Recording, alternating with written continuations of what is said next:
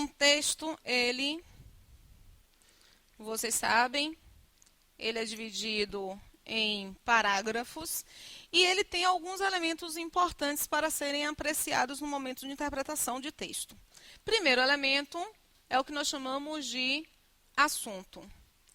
O assunto é aquilo que vai se repetir ao longo de uma produção textual, ao longo de uma conversa, ao longo de uma poesia, ao longo de uma música. Por exemplo, Pablo do Arrocha, em todas as suas composições, ele repete muito a ideia de amor, não repete? Às vezes repete muito a ideia do corno. Eu não conheço as letras de Pablo do Arrocha, mas assim me contam, não é, meninas? Assim me contam.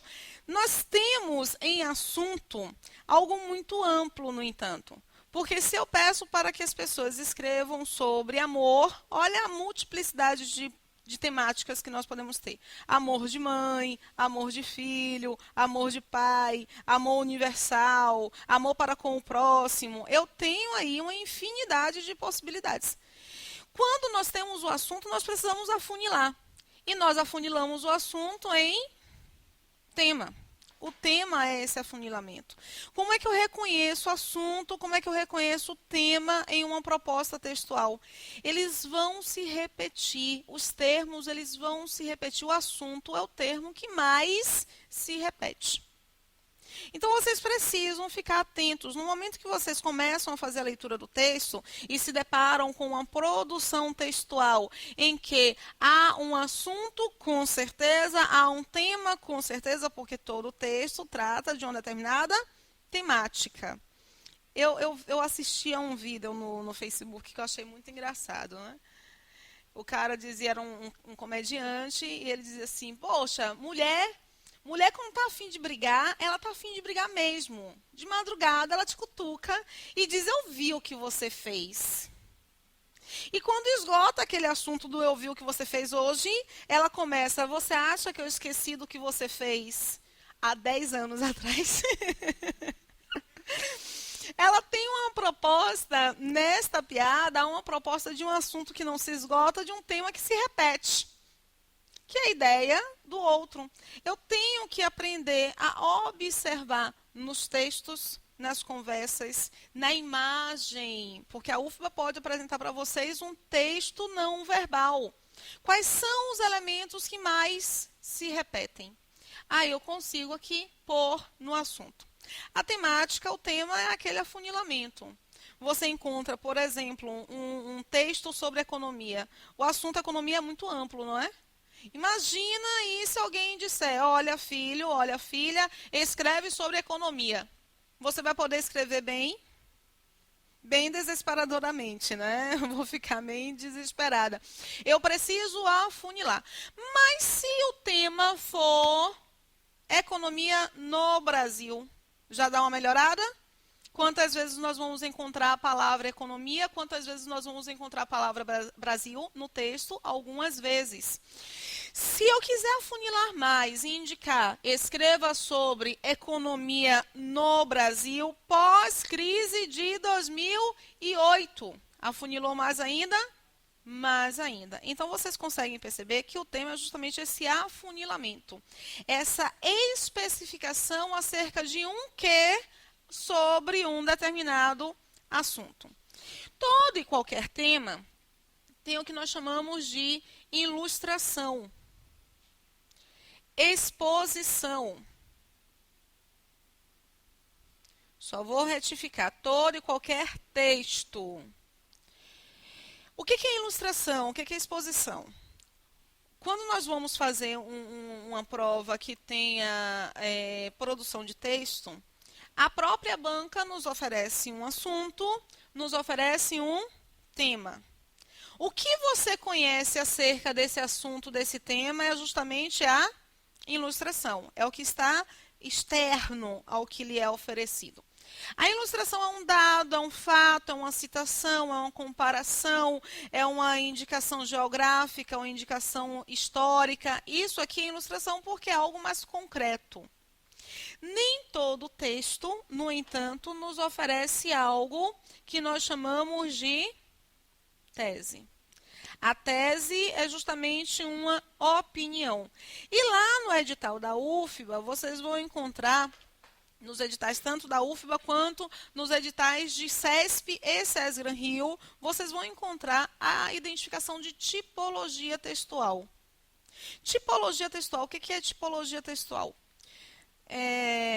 Nice, meu pronome relativo, porque Nice tem 2 braços.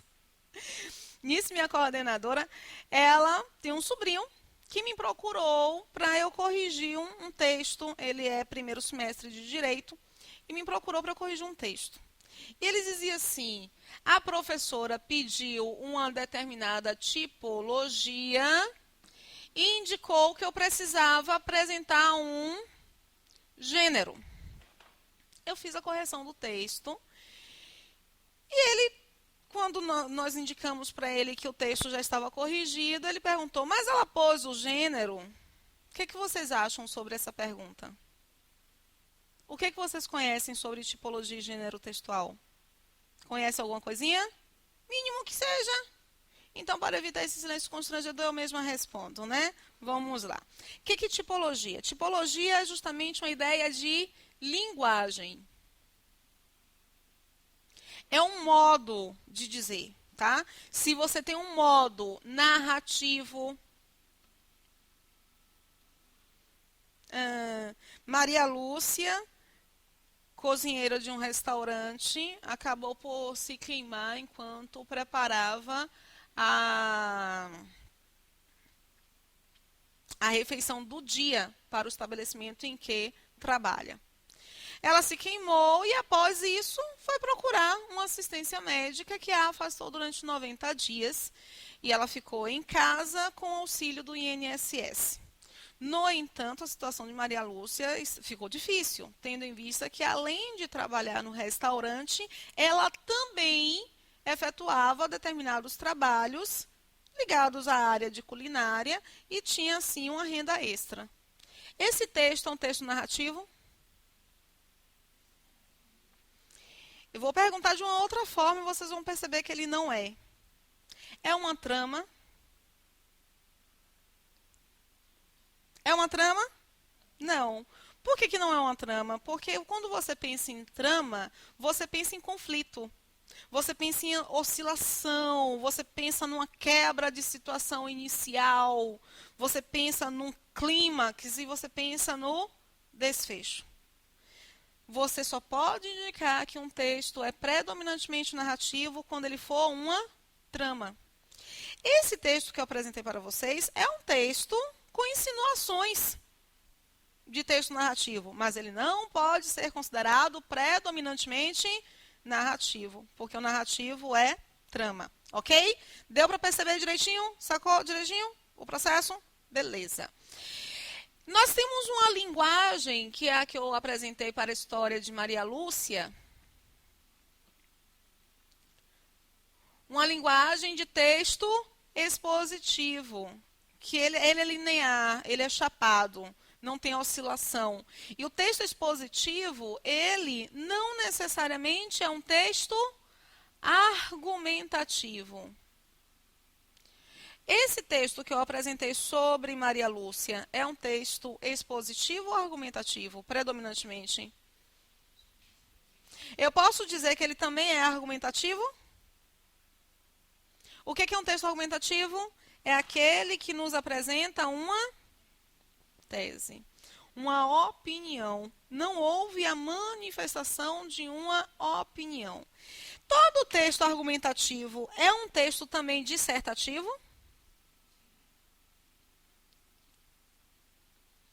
Todo texto argumentativo é também um texto dissertativo? Não. Porque eu posso dizer para vocês, eu posso apresentar. Quem já leu aqui Crônicas de João Ubaldo Ribeiro? As crônicas dele são extremamente argumentativas, porque ele apresenta uma opinião. Mas não são textos dissertativos. Por qual razão? O texto dissertativo, ele não é conotativo. Opa, essa palavra também é muito importante nesse universo UFBA. Um texto dissertativo, ele não é conotativo. E, Rose, o que é conotação? Conotação nada mais é do que um sentido figurado.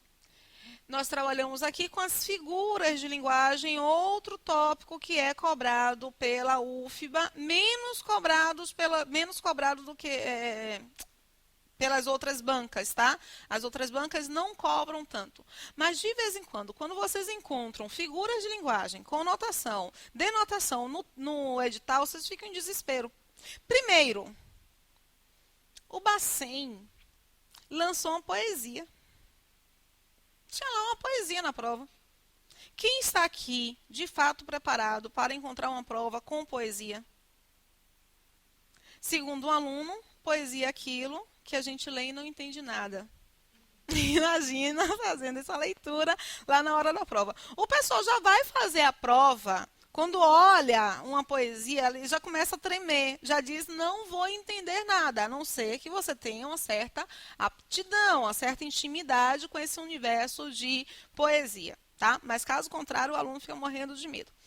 O tópico de conotação, ele é muito trabalhado nas figuras de linguagem e é muito trabalhado também em alguns textos. As crônicas exploram muito a conotação.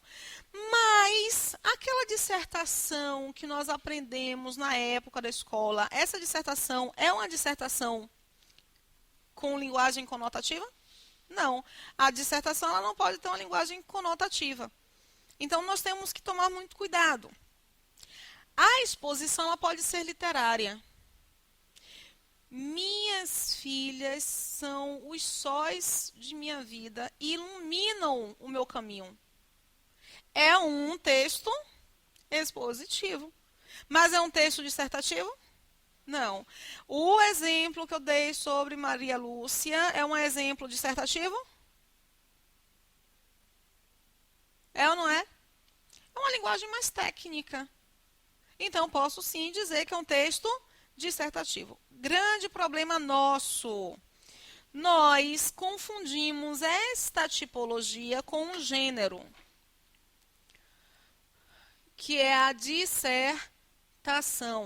A dissertação ela tem um formato. Gênero, só para nós trabalharmos aqui direitinho. Tipologia, linguagem e gênero é estrutura. Vejam só, nós encontramos uma receita de bolo e encontramos um ofício. Eles têm a mesma estrutura? Uma receita de bolo e um ofício? Não, eles são textos com estruturas diferentes. Um bilhete, ele tem o mesmo formato que um memorando?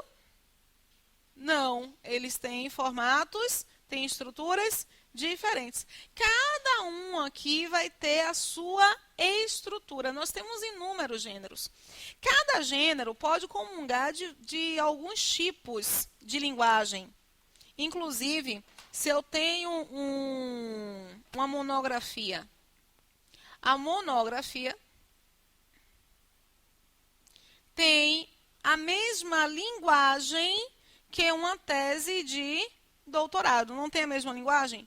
Por que eles não são considerados a mesma coisa? Por que uma monografia não é chamada de tese? Por que uma tese não é chamada de monografia? Perfeito. Perfeito. Olha, a monografia você não manifesta uma opinião. Você faz uma constatação mediante tudo mediante tudo do que você acabou por pesquisar. Pesquisou, identificou um parecer, não manifesta uma opinião e sim identifica uma constatação. A tese não.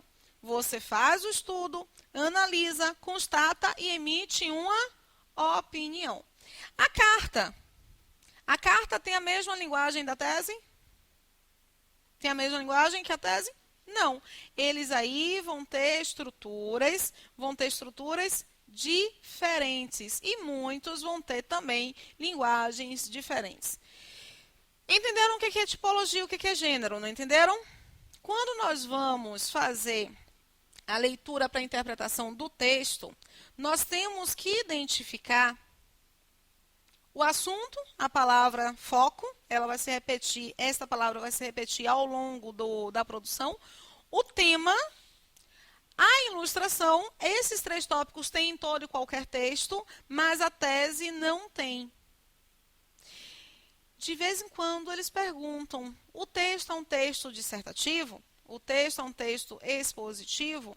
Identifiquemos a tipologia e o gênero textual do texto apresentado. E aí vocês vão ter que fazer essa análise. Veja só, o expositivo, uma dissertação ela é expositiva. É um texto dissertativo expositivo, ok, pode ser.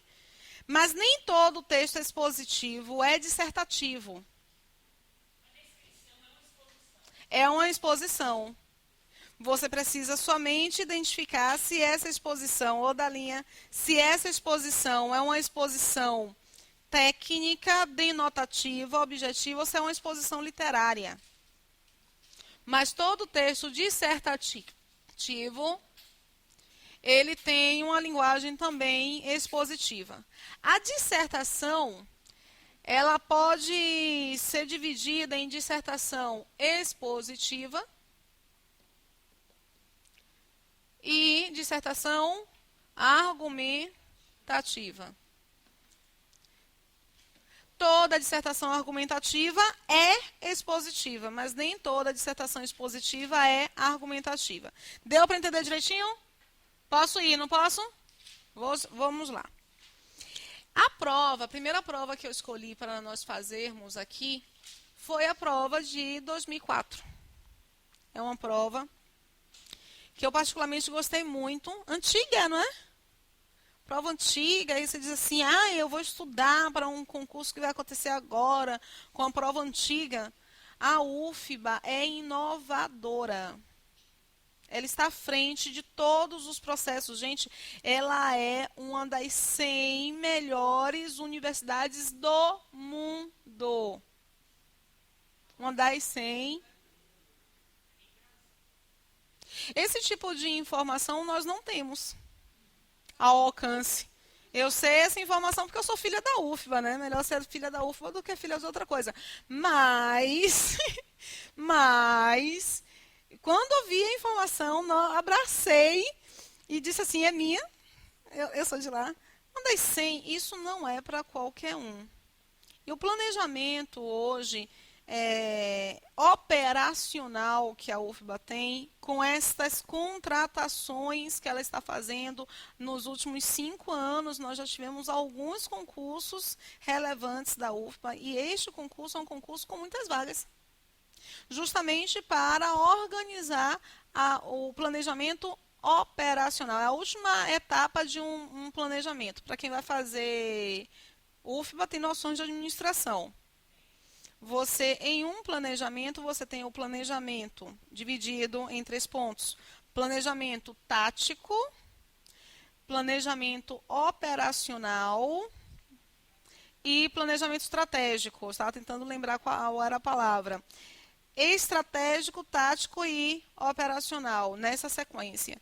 A UFBA ela fez já a sua etapa, já cumpriu a etapa do planejamento tático, do estratégico, e agora ela está trabalhando ali com o operacional para fazer com que nós tenhamos uma universidade cada vez melhor. Essa prova é uma prova de 2004, uma prova antiga, mas me surpreendeu o formato da prova para concurso público.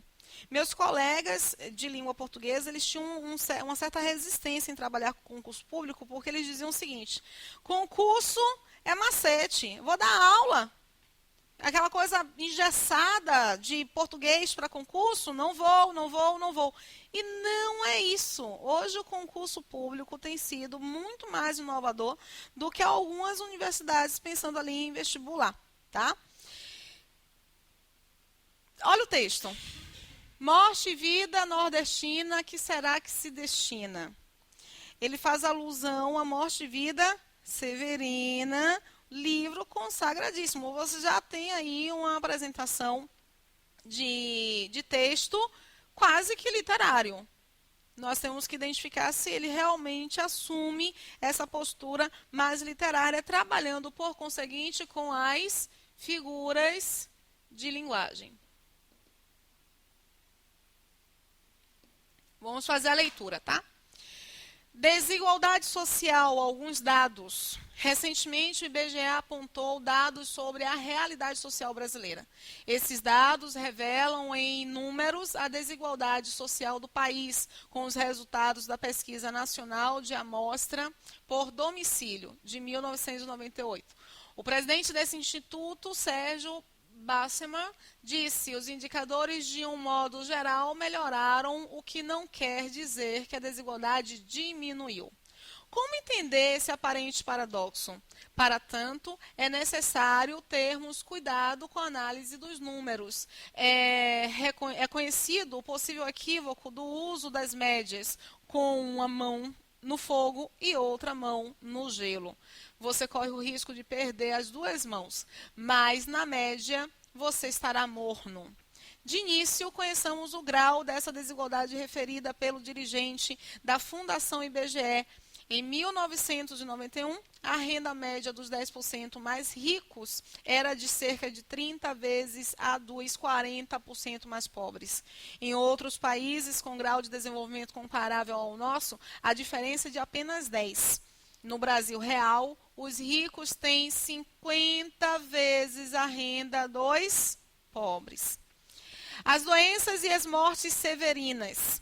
Somos muito severinos, iguais em tudo na vida. Morremos de morte igual, mesma morte severina, que é a morte de que se morre da velhice antes dos 30, de emboscada antes dos 20, de fome um pouco por dia. Uma das mortes severinas referida acima pelo poeta pernambucano João Cabral de Melo Neto é aquela de que se morre um pouco por dia, conforme os dados estimados no mapa da fome. De relevante para a nossa interpretação, eu peguei esta primeira parte do texto. Tem uma outra parte, eu acho que é um texto com umas 65 linhas, não é? De acordo com a questão aí, um texto com 65 linhas. Mas para o que eu quero fazer é esta parte aqui que me interessa. Eu selecionei essa prova por causa de uma questão. Uma questão. Vejam só. Qual é a ideia que mais se repete? Qual é a palavra que mais se repete aí? Sem olhar. Nós temos uma mente fresca nos primeiros 15 minutos de leitura. Nós temos que aproveitar essa mente fresca, tá? Então, sem olhar para o texto, qual é a estrutura ou a palavra que vem mais à cabeça de vocês? Qual é a palavra ou a estrutura que ele mais repete no texto? Ó, a outra dando uma olhadinha. Do início ao final.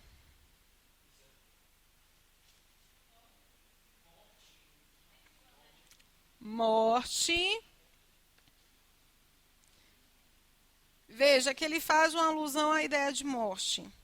E lá no início ele já faz um paralelo com qual obra? Com morte. Morte e vida. Não é morte e vida? E vida. Severina. Os termos que estão relacionados aí no título desse livro são muito importantes para nós trabalharmos, inclusive, com figuras de linguagem, para nós termos uma sacadinha sobre figuras de linguagem. Morte é algo positivo ou negativo? Vocês vão ver. Quem já leu Morte e Vida Severina? Quem já leu? Lá no livro, a morte seria a melhor coisa. No livro ele faz uma mudança de paradigma. Mas, enfim, trabalhando aqui, negativo, vida é o quê? Positivo. No dicionário, essas palavras estão no mesmo campo semântico? No dicionário? Não, elas estão em campos semânticos opostos, ok. Morte, no dicionário, o significado de morte no dicionário é um, o significado de vida no dicionário é outro.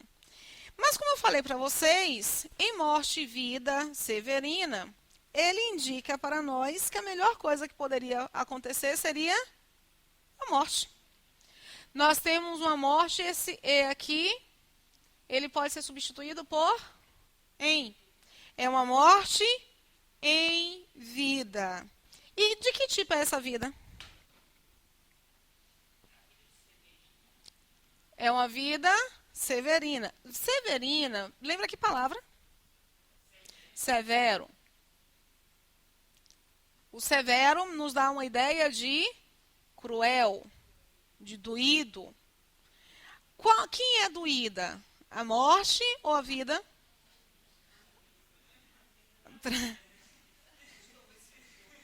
Aí no nosso texto, quem é severo, quem é cruel? A morte ou a vida? A vida. Então vejam que lá no meu dicionário, em que eu percebo essas relações semânticas de negativo e positivo, no texto, quais são as relações? De positivo e negativo. Houve uma mudança na ideia ou uma mudança no significado dicionarizado? Dicionarizado? Morte deixou de ser morte, vida deixou de ser vida? Não. Ele mudou o quê? A ideia. Vejam só, isso é importante porque se a oposição é uma oposição de dicionário, significa dizer que essa oposição é chamada de antítese. Se esta oposição ela se consolida no campo das ideias, havendo uma mudança, um conflito entre as ideias que estão sendo apresentadas, esta oposição ela é chamada de paradoxo. Deixa eu apagar.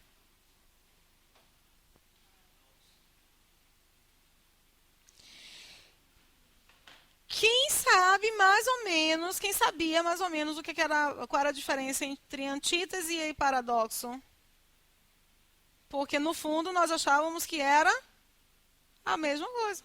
O paradoxo é uma ideia oposta, a antítese é uma ideia oposta. Agora, se a ideia for oposta no campo do dicionarizado, do denotativo, eu tenho antítese. Se for no campo das ideias, eu tenho paradoxo. Deu para ficar tranquilo aí? Posso ir, não posso? Nós sabemos lá no texto, nós conseguimos perceber lá no texto que ele repete muito essa ideia de morte e vida severina. E aí ele chama de morte e vida nordestina, porque ele vai tratar de qual tópico exatamente? Do Nordeste. A desigualdade, a fome, a miséria no Nordeste. As palavras que vocês identificaram para mim, no início, quando eu perguntei, são palavras que estão no assunto ou no tema? Estão no tema, porque o assunto é a morte e vida severina, morte e vida nordestina. E agregadas a esse tópico, nós temos algumas palavras: miséria, desigualdade, fome, banalização, não é? A diferença entre, pensem na ideia da ilustração. Lembram da ilustração? Assunto, tema, nós já vimos, nós temos agora a ilustração. Ele compara Brasil com países também em desenvolvimento, países também desenvolvidos. Isso é uma ilustração. Vocês conseguem perceber uma opinião dele?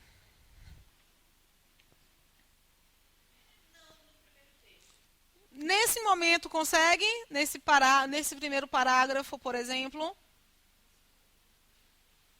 O primeiro parágrafo, ele é o quê? Expositivo ou argumentativo?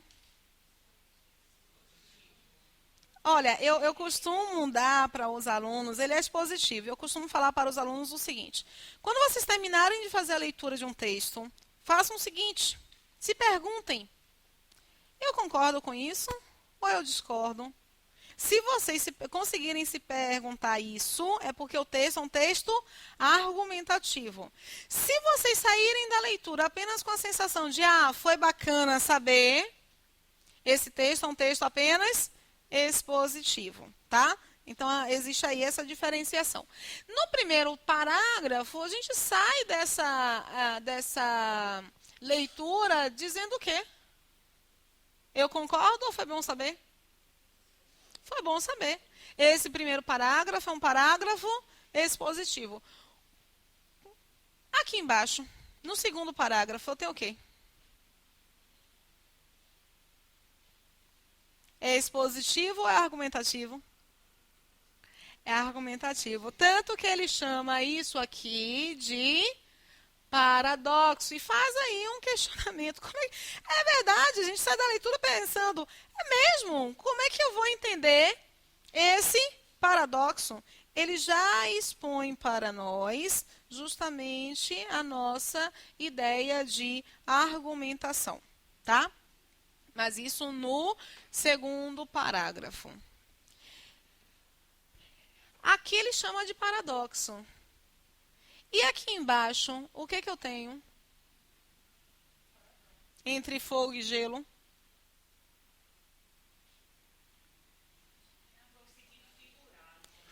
Fogo deixa de ser fogo aqui? Gelo deixou de ser gelo aqui? Ele quer nos desviar do sentido do dicionário? Não.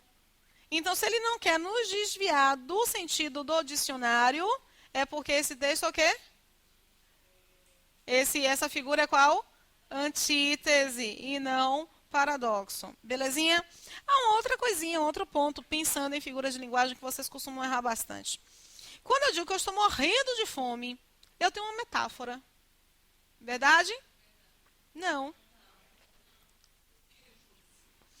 Porque metáfora é dizer que Wolverine é gato. Acho lindo. Isso é metáfora.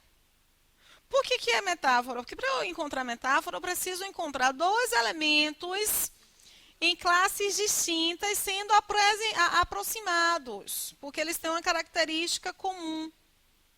Então, é isso que é metáfora. Quando eu digo que eu estou morrendo de fome, eu tenho dois elementos sendo aproximados? Não. Eu estou morrendo? Não. Então, eu estou fazendo o quê? Eu estou exagerando. Quando eu exagero, eu não tenho metáfora, eu tenho hipérbole, que é a figura do exagero, tá? Nesse texto predominam fatos, mas o segundo parágrafo e o último parágrafo apresentam, sobretudo, opiniões do autor. Vejam que ele define aqui para nós qual é. Vocês não tinham esse aqui. Eu coloquei outro no lugar, infelizmente, no material de vocês. No enunciado, ele descreve para nós exatamente o que nós tínhamos percebido na nossa leitura. O texto ele é predominantemente um texto expositivo. Mas em determinados momentos nós conseguimos perceber qual é o posicionamento do autor. Portanto, ele é um texto de caráter argumentativo. Deu para entender direitinho? Vamos lá fazer a leitura, tá? Vejam aqui. Como entender esse aparente paradoxo? Nós analisamos este fragmento. O outro fragmento é: ao tirar as mãos de trás para lutar, muita diferença faz. Como diz o nosso Cabral, poeta, temos de conhecer de frente os limites dos desafios à construção de uma cidadania plena para o Brasil, e em particular para o Nordeste, o que combina com aquela indicação lá no nosso título. Se os brasileiros não são socialmente iguais, os trabalhadores nordestinos têm sido os menos iguais. Isto é, sina nordestina, a que será que se destina? E ele faz novamente uma alusão dos fragmentos do texto de João Cabral. Logo no início, nós conseguimos perceber que é um texto argumentativo. E nós saímos da leitura com aquela sensação que eu falei para vocês. Eu concordo com isso. Um louco talvez não concordaria, mas a maioria sai dizendo: eu concordo com isso. Portanto, a assertiva é verdadeira. No trecho é conhecido até morno, o autor alerta com ironia para a leitura superficial de resultados estatísticos. Como entender esse aparente paradoxo. Olha, quando ele chama a atenção para o aparente, ele já dá um tom meio estranho, né? Porque como é que ele vai dizer que é um aparente paradoxo? No fundo, ele está dizendo que não é um paradoxo. Para tanto, é necessário termos cuidado com a análise dos números. É conhecido o possível equívoco, o termo possível, no uso das médias com uma mão no fogo, e aí ele trabalha aqui com figuras, com figura de linguagem. Com uma mão no fogo e outra no gelo, você corre o risco de perder as duas mãos, porque você fica na indecisão. Ele está sendo irônico com esse processo, não está? Se você não se decide, você acaba perdendo as duas mãos. Se você fica no centro, fica ali morninho. Mas o melhor seria se decidir ou não se decidir. Ele está aqui questionando o uso de média, não está? Está na média, está em quê? No centro, está morno. E por isso que leva a um possível equívoco, porque você acaba não se definindo. De fato, ele está trabalhando aí com um processo de ironia. Posso passar? Para a próxima questão, nós vamos trabalhar com isso aqui. Esse é um mapinha. Se vocês quiserem, eu posso passar esse material pelo e-mail para vocês, tá?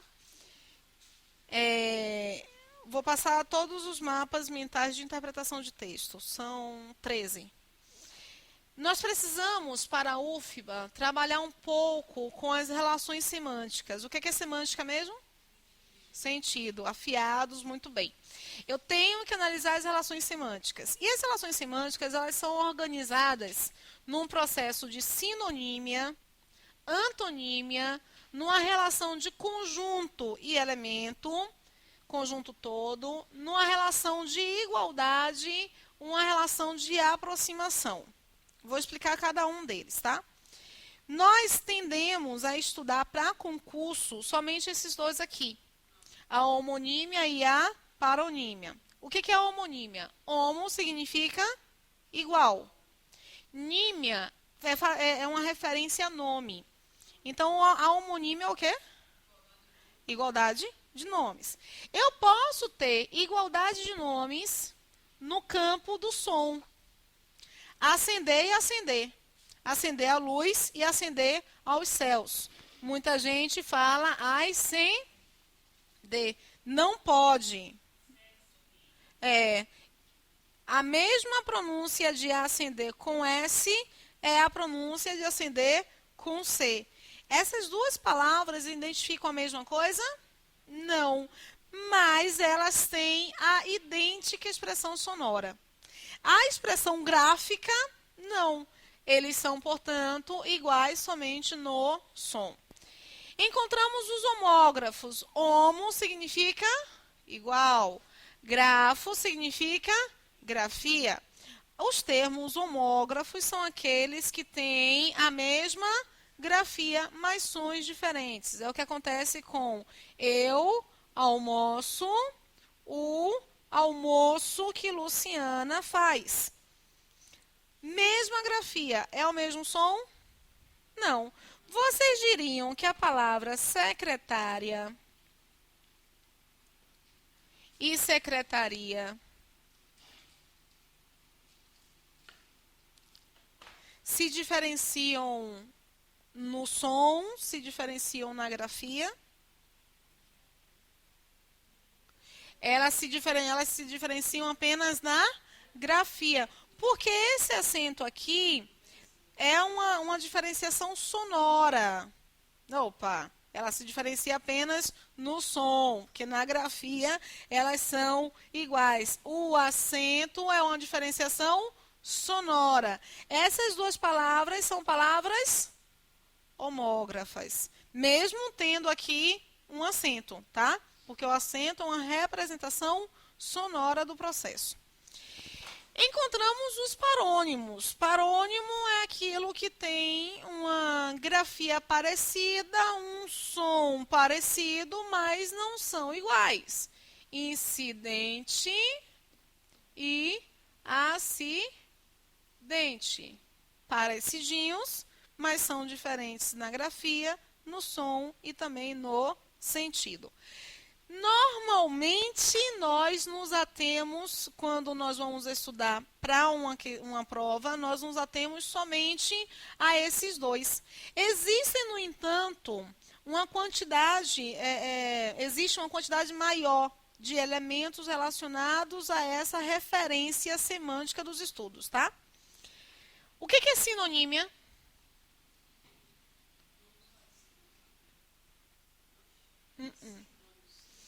Vocês sabem o que significa a palavra assim?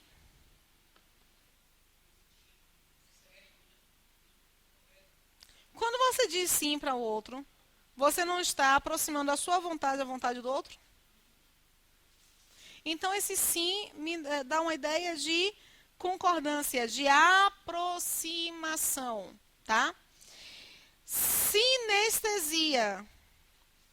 Anestesia é o quê? Negação de sentidos. E sinestesia? Aproximação de sentidos. Sinfonia. Sim, aproximação, fonia, lembra fonema. Então, é som, é a aproximação de sons. Sintonia, aproximação de tons. Sinergia, aproximação da energia. Então, quando vocês encontrarem uma determinada palavra, a estrutura sim, com M ou com N ali no início, é porque eu tenho essa ideia de aproximação, tá? A sinonímia, ela pode ser denotativa, é o sentido dicionarizado. Nesse momento, ela não é chamada de figura de linguagem. E nós conhecemos como sinônimos. Nós temos ali, vamos pensar em sinônimos? Conversa é um sinônimo de discussão. É um sinônimo de discussão?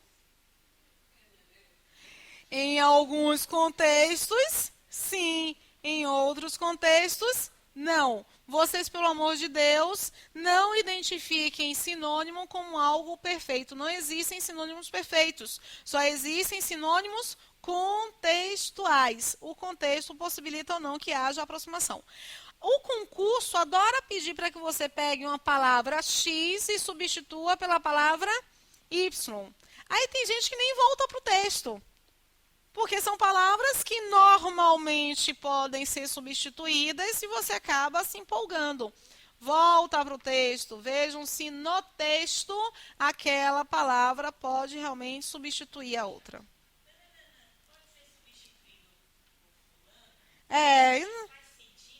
Faz sentido, aí você não volta para o texto, não sabe nem se faz sentido. E acaba caindo nessa casca de banana. Nós temos uma sinonímia conotativa. O que é conotação mesmo? Ai, gente, acorda, só para reagir. Só... O que é a conotação? Sentido figurado. No sentido figurado, nós temos a comparação, também identificada como símile. E faltou aqui uma super importante, que é a metáfora. A metáfora é uma espécie de sinonímia. Eu estou aproximando elementos por causa de uma característica comum, tá? A antonímia. Anto é a ideia do contrário. Então, são nomes com ideias contrárias no contexto, sempre numa referência contextual. Eu posso ter a antítese, que eu já apresentei para vocês, e o paradoxo. Antítese, oposição entre palavras, é o sentido dicionarizado. E paradoxo, a oposição entre ideias. Beleza? Posso seguir, não posso? Vamos lá. Essa relação aqui é uma relação muito importante. São duas, tá? Uma relação de conjunto e uma relação de todo. A relação de conjunto é quando eu tenho a ideia de conjunto e elemento. Por exemplo, Mari e Celi. Marília e Maricele. Elas fazem parte da... Perdão. Elas são meninas. Não são? Elas podem ser colocadas no conjunto de meninas. Eu tenho Marília, tenho Maricele, menina Nice, menina Rose, menina Tuca. Cada uma dessas aqui é um elemento do conjunto das meninas. Qual é a palavra que identifica a ideia do conjunto? É a palavra Rose? É a palavra meninas. Essa relação é o que nós chamamos em linguística de hiperonímia e hiponímia. Hiper é maior, hipo é menor. Qual das duas aqui é considerada hiperonímia? Meninas é a hiperonímia de Rose, Nice, Tuca, Marília. Aqui eu tenho a hiponímia. Fiquem muito atentos, a UFBA realmente gosta do contexto, do conceito, tá? Do conteúdo. Às vezes, ela não cobra para nós o nome hiperonímia e hiponímia. Às vezes, ela cobra para nós a identificação de classe e elemento. Se eu afirmar aqui que é uma relação de classe e elemento entre Marília, Nice, Tuca, Rose, Maricele e meninas, verdadeiro ou falso? Vou repetir. Há uma relação de classe e elemento entre os termos Marília, Nice, Tuca, Rose e Maricele e a palavra meninas. Verdadeiro ou falso? Falso, porque é o contrário. Quando eu digo que é uma relação de classe e elemento, a minha ordem tem que ser de meninas para classe em relação a Maricele, Marília, Nice. Nesse momento faz toda a diferença a ordenação que eles estão apresentando, tá? Posso ir para aí? Vamos lá. Nós temos uma outra relação semântica. Essa eu nunca vi sendo cobrada pela UFBA, mas para quem começou a cobrar hiperonímia e hiponímia, é melhor a gente prestar atenção. Hiponímia é o elemento, conjunto é hiperonímia, tá? Nós temos uma outra relação chamada de holomínia e meronímia. O que é isso? Bom, eu tenho a equipe SCA. Essa equipe do SCA, ela é constituída por Daniel, Will, Rose, Tiago, Nice, Marília, Maricele, Nice de novo, Mosé. Esqueci ninguém não, né? Que está sendo gravado, aí os meninos me matam. Reparem, Daniel é um tipo de equipe? Não. Então, eu não posso dizer que aqui eu tenho uma ideia de classe e elemento. Não posso dizer que eu tenho uma ideia de conjunto e elemento. Porque Daniel não é um tipo de equipe. É o contrário do que nós vimos lá em Meninas e Maricele. Maricele é uma menina. Ela não é uma equipe, ela é uma menina. Aqui, ela faz parte da equipe. Essa relação aqui é de todo e de parte. Holo é a ideia do todo. Holístico, por exemplo. É você analisar o todo pela parte. Mero é a ideia do menor. Então, eis aí uma relação de holomínia e meronímia.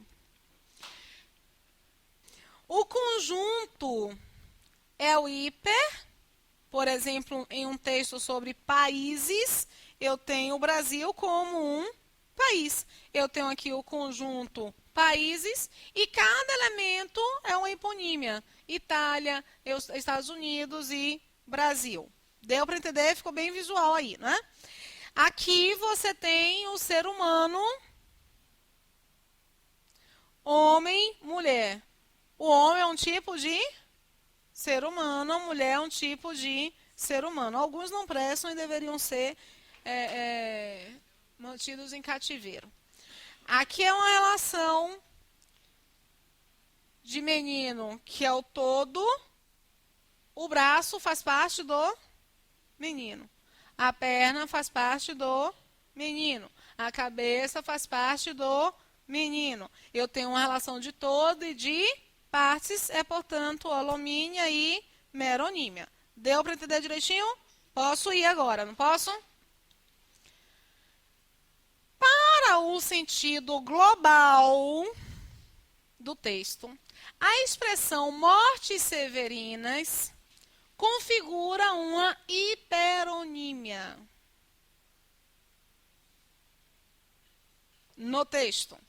Somos muitos, a doença e as mortes severinas. Somos muitos severinos iguais em tudo na vida.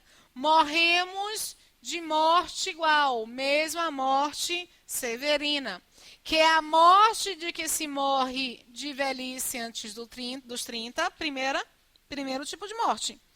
Isso é um tipo de morte, então está dentro da ideia de morte-vida severina, né? Mortes severinas. De emboscada antes dos 20 e de fome um pouco por dia. Eu tenho 3 tipos de mortes severinas. Isso aqui é hipo e morte severina. Morte severina é hiper. Verdadeiro ou falso? Verdadeiro.